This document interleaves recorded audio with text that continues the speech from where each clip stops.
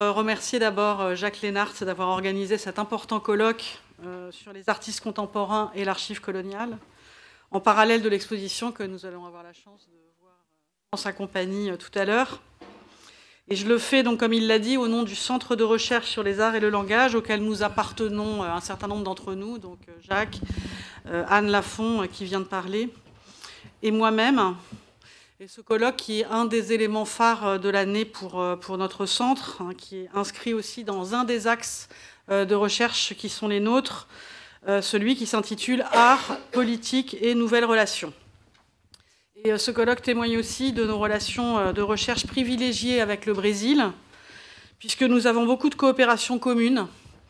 L'année dernière, j'avais co-organisé avec la PUC de Rio un colloque en 2 volets, une partie à Rio, une partie à Paris, intitulé « Littérature et nouvelles relations ». Anne Lafont a de nombreuses collaborations avec l'USPI et Salvador. Et nous sommes depuis cette année lauréates d'un accord CAPES-COFECUB intitulé « Comment réparer, reconstituer, restituer, raconter, écrire et représenter la multiplicité des temps et des espaces entre le passé colonial et le temps présent, images, textes, corps ». Dont le sujet, vous l'entendez derrière ce titre extrêmement long, et on l'a choisi long pour justement être précise, rejoint en bien des points celui du colloque d'aujourd'hui. Ce programme, qu'on va conduire dans les 5 années à venir, consiste d'un côté à se pencher sur des régimes scripturaires et visuels menés par les cultures et les peuples, pour la plupart exclus pendant longtemps de ces régimes, et d'autre part à s'intéresser à la traduction coloniale, comme j'ai déjà eu l'occasion de le faire dans Traduction et violence, et à envisager la dimension éventuellement réparatrice d'une traduction postcoloniale ou décoloniale. À partir du moment où on le constate, une traduction n'est jamais neutre, mais porte la marque idéologique du contexte dans lequel elle est produite ou de l'action que l'on veut mener à travers elle. Il paraît possible aussi d'en faire un outil d'émancipation en défendant une traduction non seulement postcoloniale, comme on l'a appelé, mais ce que nous appelons contre-coloniale. Je précise quelques instants ce point, car il est un de mes objets d'étude et qu'il est une autre façon de détourner l'archive et la langue coloniale d'une manière différente de celle des artistes, mais qui la croise, d'autant plus si on donne une définition élargie du concept de traduction. La traduction qu'on a appelée postcoloniale a étudié les problèmes ou stratégies de traduction des textes postcoloniaux. Une traduction postcoloniale définit d'abord un autre cadre institutionnel, le choix d'autres pratiques, encourage des dynamiques de dialogue et d'égalisation des contextes. Mais ce que je veux appeler la traduction contre-coloniale doit prendre en compte de nouvelles situations linguistiques et donc d'autres outils pour la pratique. Car une particularité souvent notée de la littérature d'aujourd'hui telle qu'elle s'écrit dans le monde est qu'elle s'écrit en une langue, mais le plus souvent avec d'autres langues. La traduction n'est donc plus un mouvement qui met face à face une langue et une autre, de monolinguisme, mais plus d'une langue et le mouvement de traduction qui accompagne donc l'écriture multilingue. Les poétiques résistent à l'emprise d'une langue sans pour autant pouvoir entièrement s'en affranchir. Elles répondent à l'idéologie manifestée par les normes homogénéisantes en leur résistant. Elles réclament une attention particulière pour construire le sens et pour voir comment il s'élabore.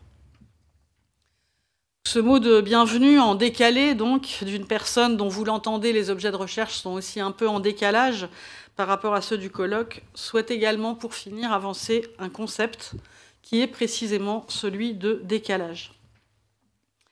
Dans le cadre d'un séminaire que je déploie depuis plusieurs années à l'EHESS, qui s'appelle « La moindre autorité », je mets au point avec les étudiantes et les étudiants ce que nous appelons un dictionnaire, c'est-à-dire un dictionnaire des néologismes ou des mots qui commencent par le préfixe « dé », qui n'est ni le préfixe de la négation, ni celui du renversement pur et simple, mais d'un mouvement contraire qui peut aller dans plusieurs directions.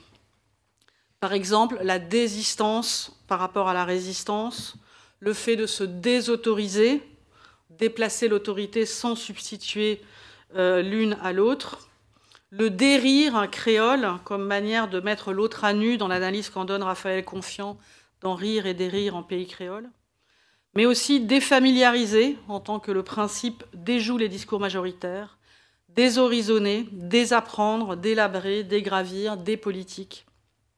L'inventivité est sans limite. Pas seulement pour proposer des mots, mais pour en infinitiser le sens en les conduisant dans plusieurs directions. Le décalage est un de ces mots en D qui a tout intérêt à entrer dans notre dictionnaire. Il est, avec désautorisé, probablement, l'un des principes du geste des artistes contemporains avec l'archive coloniale. Jacques Lénart, dans Le Brésil illustré, parle plutôt de détournement. Mais, pages 78 et 82, il parle du décalage temporel introduit par le collage de Géviana ou dans les œuvres de Denilson Baniwa, dont l'une sert d'affiche au colloque et dont il va être plusieurs fois question au cours de ces journées. Or, dans le mot de décalage, il n'y a pas seulement le défaut de concordance, l'idée d'écart temporel ou spatial, il y a aussi très concrètement le déplacement de l'expérience de la cale. Décaler, c'est aussi inverser la négativité absolue de la traite pour la dénoncer, mais pour montrer en même temps le degré de connaissance qu'elle a apporté. Comme l'écrit glissant dans la barque ouverte, le texte qui ouvre Poétique de la relation, je le cite, « L'inconnu absolu qui était la projection du gouffre, à la fin est devenu connaissance. » Tout le négatif du monde dans la cale, donc, et dans cette même cale, dit Glissant, la disponibilité au collectif de la relation, ce qu'on pourrait appeler la résistance inlassable à l'anéantisation, en décalage avec le programme colonial. Le décalage me paraît pouvoir dire ainsi, lu et compris ainsi, comme la mise au jour d'un rapport étroit entre souffrance et savoir, un peu négligé par la science, mais qu'un colloque comme celui-ci permet, je pense, de mettre au jour.